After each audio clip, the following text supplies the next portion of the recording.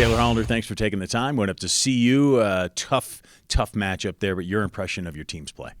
I'm impressed that they didn't let the score dictate how they acted during the match or what their effort level was. They just, like I said, they kept playing the ball and not the opponent and not the score. So I was pretty proud of that. Now you got a big trip ahead of you. You're going to play 3 matches in a row down in Florida, FGCU, and then Army right in the middle of it all, and then South Alabama. Well, I mean, this is crazy scheduling. You did this on purpose.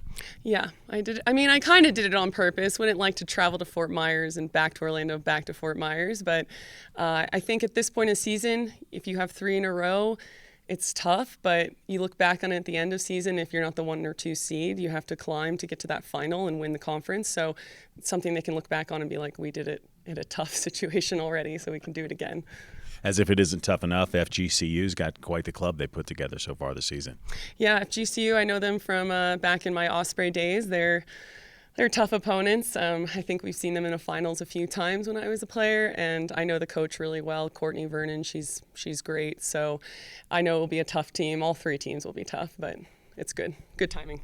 Then you get to play Army college match day. Just talk to me about that opportunity. I mean, it's rare for Service Academy players to get in an environment like that. I'm excited to see it. I've only heard amazing things, and that the setup is completely different from anything in college tennis, so I'm looking forward to all the energy. I know Army has a big team. They've got a lot of fans. Paul's really well connected. He's going to bring his alumni, and hopefully our shows up for us too. So I think it's going to be a really exciting time. Knowing what you've heard, at least, I know you haven't been there, how do you prepare your players to be ready for an environment that's totally different really than anything they've seen before?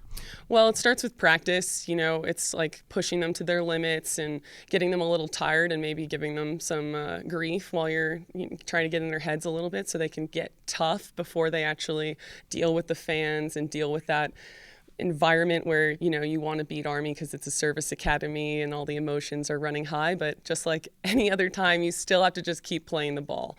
So we just start preparing them now in practice. Final question. The best case scenario obviously is coming home 3-0, but what do you want to see from your team across these 3 straight days of tennis mostly? I want to see them improve. I want to see, these are opponents that they haven't seen in a long time. I know they've seen Army before, and you can compare how they did in fall and spring, but they're a completely different team, and we're a completely different team. So what I want to see is that we're not afraid to work on the things that we've been working on and take those balls, be fearless. We're not waiting on anyone to miss. So you're going to have to take it from these 3 teams. You're not going to have to, you can't wait for hope. There's no hoping. Fantastic. Coach Hollander, thanks, and have a safe trip. Thank you.